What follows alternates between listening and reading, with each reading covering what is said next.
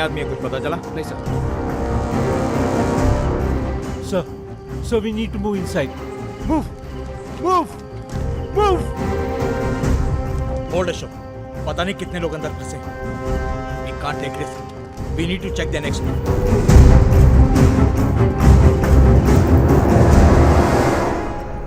तुम्हारा डॉक्टर हमारे कब्जे में है। ज्यादा होशियारी की तो उड़ा दूंगा साले को। हम नीचे आ रहे हैं।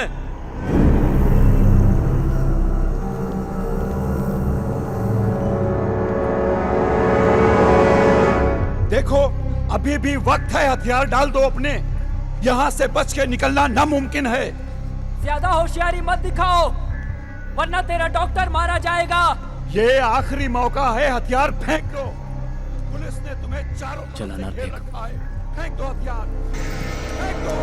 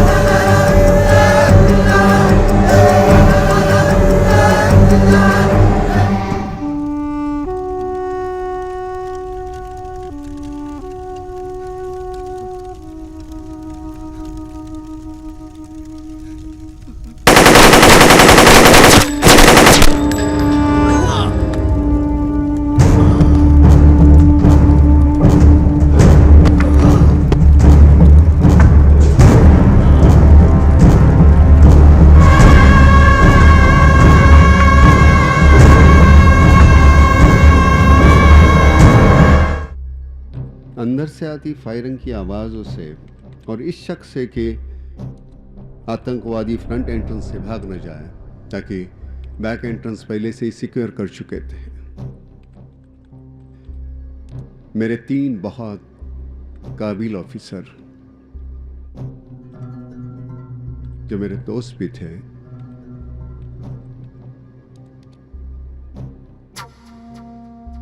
अस्पताल के फ्रंट एंट्रेंस की तरफ निकले। दादो पीछे बैठ, मैं गाड़ी चलाता हूँ। पाटिल दरवाजा खोल।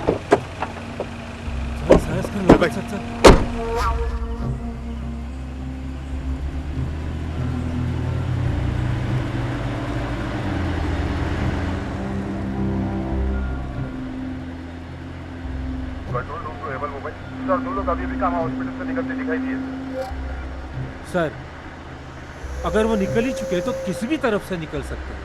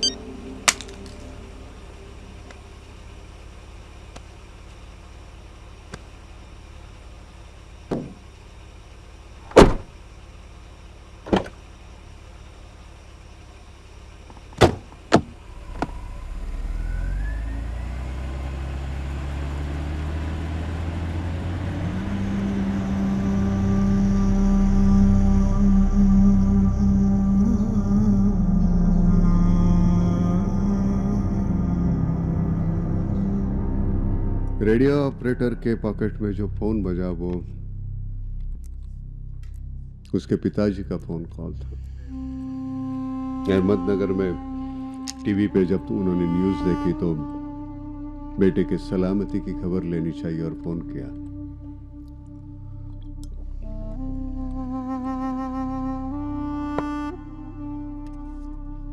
वो कैसे जान पाते उसकी सलामती का फोन कॉल उनके बेटे के मौत का कारण बन जाएगी।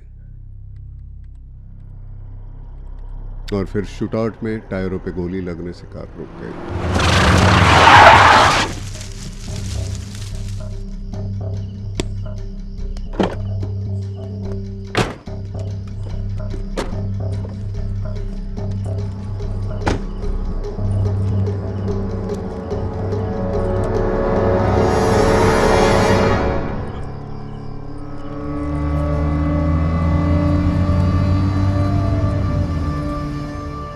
Mobile to control room.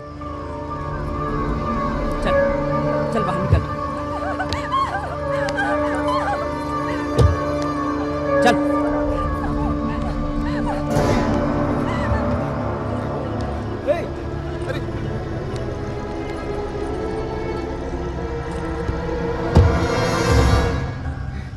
और अभी उन लोगों ने एक सिल्वर कलर की स्कोडा को रोका है। उसको लेकर वो चौपाटी की तरफ जा रहे हैं।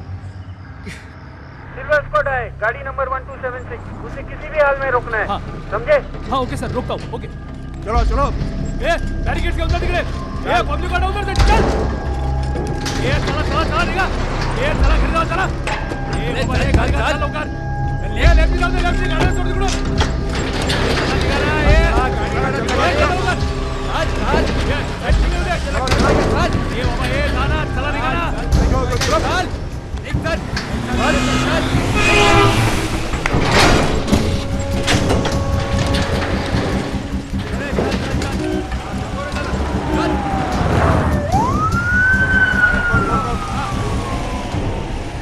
हाँ सर, नाकाबंदी कर दी।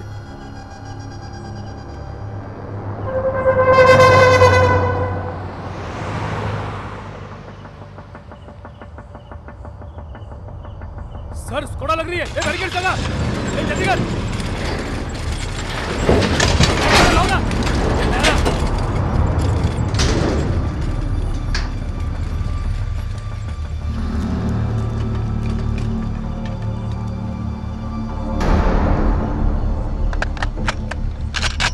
नीचे उतरो।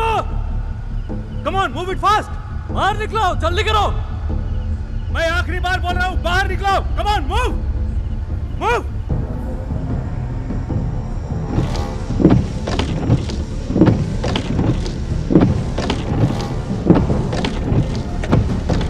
बत्ती बंद करो। नीचे उतर। Move it.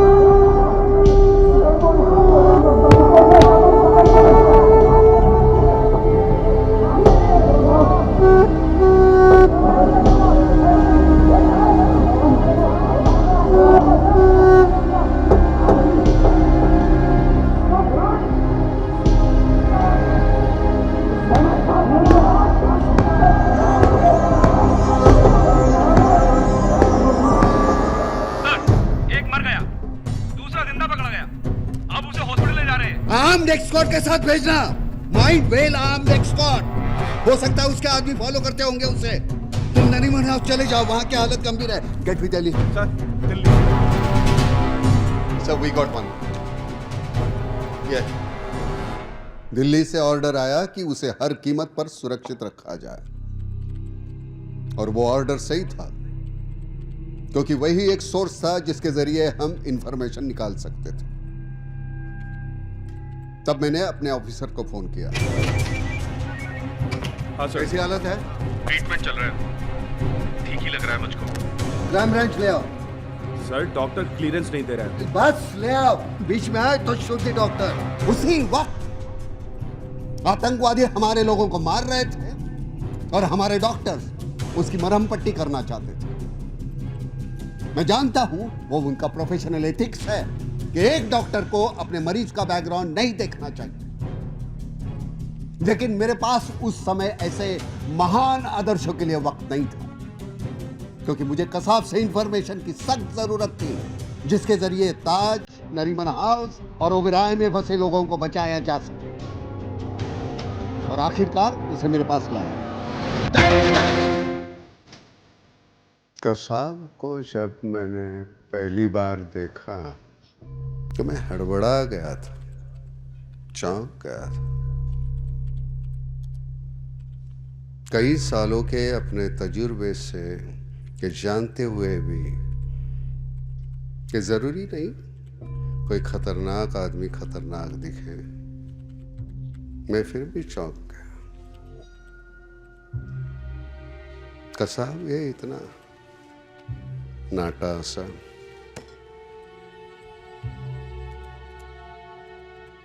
मुझे यकीन नहीं हो रहा था इस 20 साल के लौंडे ने मेरे शहर में इतनी तबाही मचाई थी।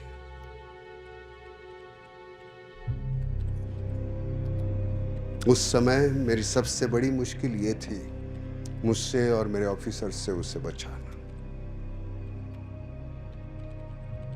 हम सभी उसे मारना चाहते थे।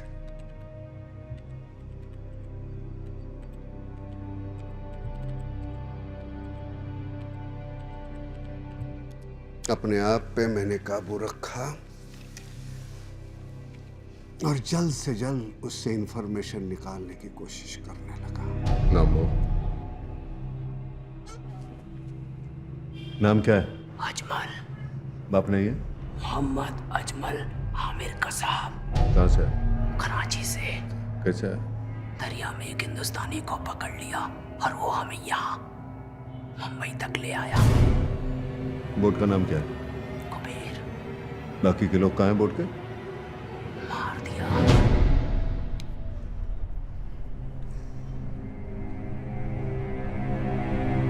फिर बाकी के साथी मेरे साथ, उनसे चेक करूंगा।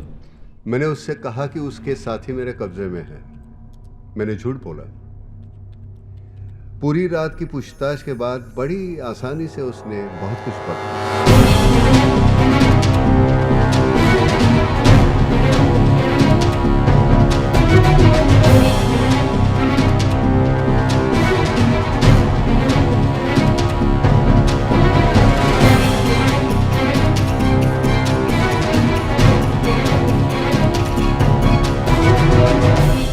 फिर सुबह तकरीबन 7 बजे मेरा एक अफसर अंदर आया। सर, दिल्ली से एनएसजी कमांडोज की टीम आ गई।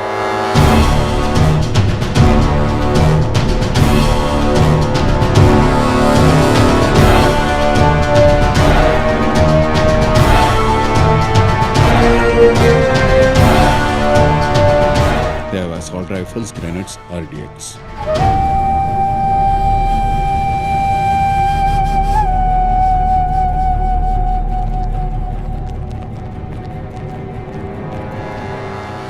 एनएसजी को मैं ब्रीफ तो कर रहा था, लेकिन मेरे दिमाग में यह शक था कि कसाब मुझसे झूठ तो नहीं बोल रहा।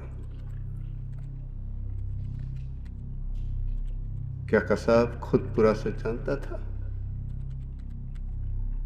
मुमकिन था कि उसके लोगों ने ताज और ओबराय में आरडीएक्स भर दिया हो और एनएसजी और बाकी के फोर्सेस के अंदर आने का इंतजार कर रहे हो ताकि एक साथ सबका खात्मा कर सके। लेकिन ऐसे हालात में खतरा मोल लेने के सिवा हमारे पास दूसरा कोई चारा नहीं था। ताज होटल और नरीमन हाउस में तब भी लोग खतरे में थे। एनएसजी अपने मिशन पे निकल गई और कसाब से मेरी इंटरोगेशन जारी रही। तुम्हारी औकात नहीं है कि तुम आका की बातों को समझ सको।